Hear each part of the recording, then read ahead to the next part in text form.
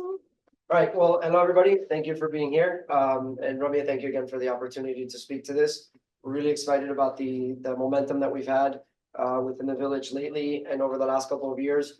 As was mentioned, I've been the chair of the Sustainability Advisory Board. We just passed 2 years, and the mayor just reapproved this for another 2, which we're really excited to capitalize on momentum. This was a huge win for the village. As you mentioned, this was a resolution that was passed on Earth Day and came into effect on June 1st.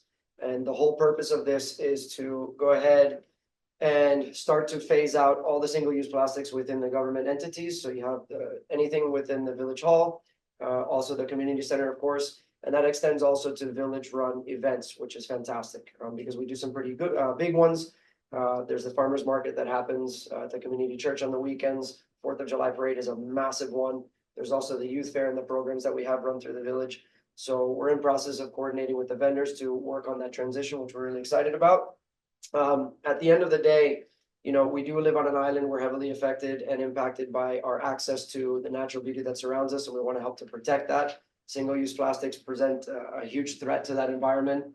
For those of you that have a marine background, you know that. And just, you know, some interesting stats. We took a site tour at the MRF up in please forgive me, up north. And while we were on the tipping floor, you know, the gentleman was giving us the stats and everything, and the contamination rates are at 38% for recyclables, which is crazy. You know, a lot of that stuff there, we're sitting on the tipping floor and you have toilet seats and you have things wrapped in plastic bags and you have diapers. So, you know, the fact that we're getting rid of that component that's sometimes questionable and where people don't know, or there's an uneducated base, is really going to help to reduce that contamination rate, which is fantastic. And you can see here the plastic recycling rate in the state of Florida is really low. It's 8%. A lot of people have that mentality like grab it, throw it in the trash. So by eliminating the plastic, we're hoping to really increase our efforts for the recycling and make it a more robust program. And then here in the state of Florida, we're looking at 5 million tons of plastic waste per year, which is a massive amount. So again, this took effect June of this year, which we're very excited about. As I mentioned, all village-run facilities and the sponsored events. And then, you know, it's not only the cups, but also we've talked extensively about the cutlery, potentially what we're doing with plates. Anytime you go to a village-run event and there's to-go containers, we're looking to have eco-friendly alternatives for that. And to the extent that we can, we're also working with the board and with Elena from A Zero Waste Culture, if you know her, I'm sure some of you do, to also talk about what we can do in terms of cutlery for composting, which is fantastic. So the whole idea of creating this circular economy and really working towards that zero waste concept is something we're passionate about and we're actively pursuing. So again, this is building on past success. I had the pleasure of serving as the chair of the first sustainability, actually the Green Committee back in 2013. We were charged with creating the village's first sustainability plan. That was a 1-year process with 8 amazing people.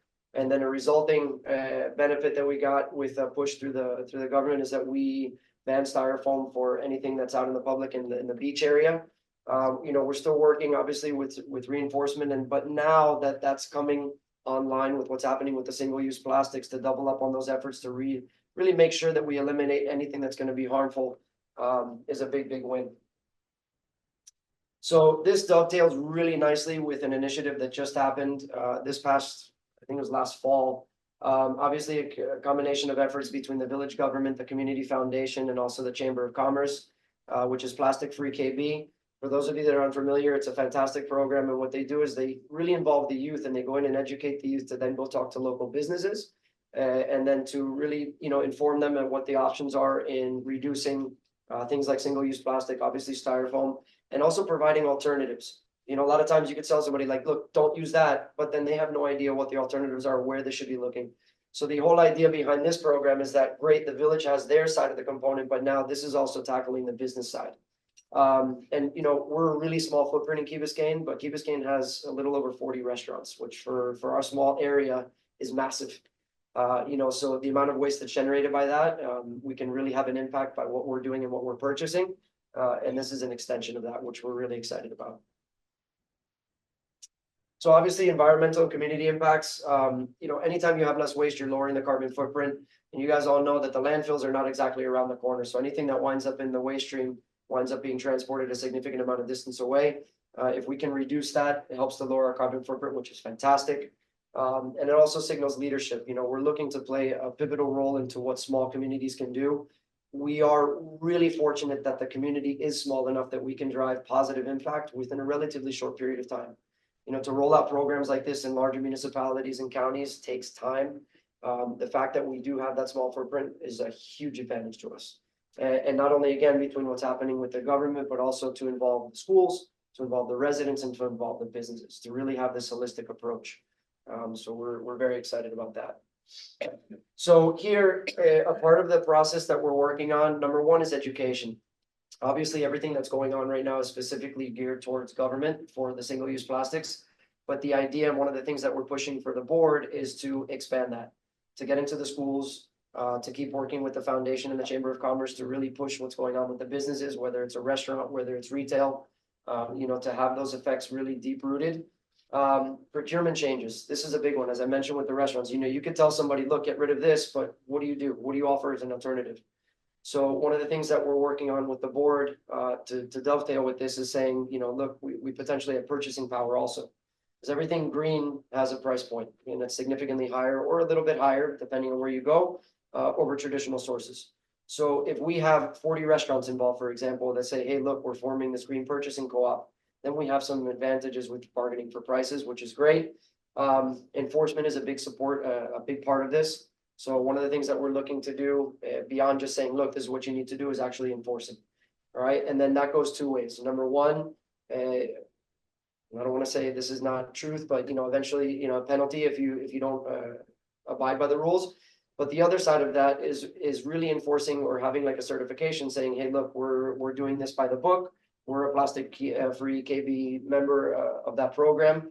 And we really want to highlight the fact that we're making these efforts and we're pushing this to drive those positive changes within the community. So regarding the public engagement, we're really excited about this. I just found out about this last night. We have the 4th of July parade coming up, which has a pretty big footprint here in the Key. For those of you that attended, it's a fantastic event. The foundation recently purchased a ton of water from Open Water, which does water bottles in aluminum cans. And one of our council, actually our vice mayor, has provided for free recycling bins specifically for aluminum that are going to be strategically placed throughout the village green and also in other areas. And the great thing about that program is it's free to the Key. It focuses specifically on aluminum, and they also provide analytics on the amount of aluminum that's recycled. It's not just, okay, take it and there it goes. And they contract specifically with a company that deals with scrap metal. So we know that it's not going to go and get commingled with plastics, with anything like that. It's specifically for the aluminum. And when we get those metrics back, it's a great way of knowing what our actual impact is, which we're really excited about. And again, thank you to the foundation for making that initiative, which is going to be great. Just remember, don't throw those aluminum cans, pass them out, right? Volunteers also like making sure that people aren't throwing trash into the aluminum recycling bin. Exactly. So that's a big part of the all of them. Exactly. So that's a big part of the educational component. You know, we're working on getting people also to be strategically placed during the event to say exactly that. Look, that doesn't belong there. Put it here instead. And then we want to go deeper where we have things like the farmers markets, the kids fair, other community driven events where it's not just the bins that are located, but there's QR codes with recycling protocol that can be applicable to anybody, whether you live in a home or you're a business. And also to have that educational component where you can ask questions and engage, because a lot of times people just don't know. And we really want to get the information out there to make this program as robust as possible. Oh, and then the bring your own campaigns. You can start, Ramia brought here these reusable cups, which is fantastic. That's one of the things that we're going to start to push also at these events. Instead of have the vendors bringing their glassware or whatever it is, you bring your own. And then potentially there's a discount linked to that when you make a purchase. So that's one of the things that we're looking to do as well. So, you know, a big alignment with what's happening with regional goals. Obviously, this has been going on for a while, but there's a lot that's happening within the community, both locally and regionally, which we're really excited about. 2024, Miami-Dade put a ban on single-use plastics. So this parallels that, which is fantastic. This was almost, I think, a little more than 12 years ago. Miami-Dade came out with their green print. If you've ever had a chance to read it, it's a fantastic document. It's very comprehensive. It's the one with the leafy background. That's actually the cover of the document. So, you know, that starts to lay the foundation. Again, this was a while ago, about, the efforts that we're taking and moving forward. Plastic-free 305 businesses, there's now 88 members, that are part of that. You can sit there and just move my computer. It's okay. Go for it. No worries. Resilient 305. So, it's not just us. Obviously, if you're here, there's a lot that's going on. And what we want to do, because you guys are in the know, we want to take this effort and we want to amplify it. So, let people know what's going on, let them know what you're participating in. If you're part of a chat, if there's an email list, if there's an Instagram page, whatever it is that's putting this information out there, get people involved, because the more people know, the more effective we're going to be in implementing. So a couple of challenges and solutions. As I mentioned earlier, anytime you mention to somebody, look, you can't use this anymore, there's going to be some pushback, there's going to be some resistance. So one of the things that we're looking to do is we're looking to really be robust with the educational program, not only there, but also paralleling that with what's happening with solutions. So we say to you, look, we don't want you using this anymore, but here's choice A, B, and C. And these are the price points. This is where you can get it from. By offering those holistic solutions, we're really looking to drive this and get, everybody involved. Public awareness and behavior change. This extends beyond what the village is doing, which is a fantastic foundation. We obviously want this to be community-wide. So that's why the educational component is so important to us. Things like bringing your own cups, which I saw some of you do, so congratulations, good job. And really making that just a part of the culture of everyday life here in the Key. Supply chain availability.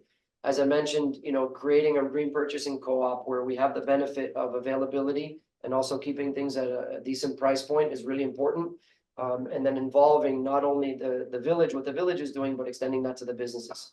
And that's such a wonderful advantage that we'll be able to have. So, that all ties into the solutions. We want to be consistent with our message. We want to make sure that everybody that's involved in this stands behind it 100%, that it's not segmented where somebody in this department is doing one thing and so another department's doing something different. There's a real comprehensive structure and understanding of what the underlying goals are here, and that we have that driving force behind it where everybody's united with what the results potentially can be. So the other thing that, again, as an engineer, I find really important is that we're able to measure, because, we could come out and anybody could come up here and speak, oh yeah, we're doing this and we're doing this. But if you put numbers behind that, that's really impactful. It really sees, it's a visual representation of what the progress is over time. So one of the things that we're looking to do is obviously policy compliance within the village, how that's happening, how that's transitioning, and also to the events. It's easier to do it within the village departments. It's a little more complex with what happens with the events because you have many vendors. You have to mix and match. You have to provide that information. So the goal is over the short term to really keep track of that and provide that information to people so that they know that there's engagement, and they also know that there's buy-in from the vendors. Midterm, we want to decline the waste at the facilities. A zero waste culture, which is a grassroots organization here in the Key, does a lot with composting. If you've ever been to the farmers market that happens on Saturdays at the community church, they collect the bins there, which is fantastic. As I mentioned, we're looking to take that a step further with the community-driven events. Maybe there are elements with the cutlery and with some of the other cups or to that nature, which can also be composted. So we can really drive the effect that we're minimizing what's going to the landfill. That's one of the big things. And then long term, if you've ever been involved in a cleanup, we want to see those volumes reduced. There's always going to be cleanups because there's always going to be trash. But at the end of the day, if you're going out and collecting 1,000 pounds, but a year later it drops to 750, that's a huge indicator that we're heading down the right path. And the only way to do that is to take data. So we're really keen on doing that. We're working hard with the board to create a platform in order to facilitate and have that available to the public, so you guys can keep track as well. So next steps forward, as I mentioned, we really want to get into the private side of this. This does apply to the village and the village run events, but the fact that we do have such a small footprint in the village, as I mentioned, is a huge advantage to us. To engage the residents, to engage the schools. There's 8 major schools here in the Key. Some are big, some are small. And also the businesses, a majority of which are restaurants, which produce that amount of waste. We really want to work with them to drive the impact here that we have the potential to get to. The whole reusables, like the cups here that were brought today. And the other concept we're working with the board is to also do refill stations. I'm sure you guys have heard this or seen it on the news or everywhere. You go to get granola or you're buying soap. Instead of putting it in a plastic container, you bring your own and you fill it there. So you help to reduce the waste, which is fantastic. Composting we want to expand upon. And then the private sector pledges and adoption is something we're really keen on doing in order to push this effort forward. So here, we have a total of 74 municipalities here in South Florida. Again, I'm a big advocate of really reaching out to the kids and getting them involved. They are the future to carry this forward. And again, if you can really educate the children and have that program brought home, they're the ones that are going to push the changes in the adults that maybe necessarily wouldn't look at this. And for those of you who don't know, Miami-Dade has the third largest school district in the entire country. We're massive.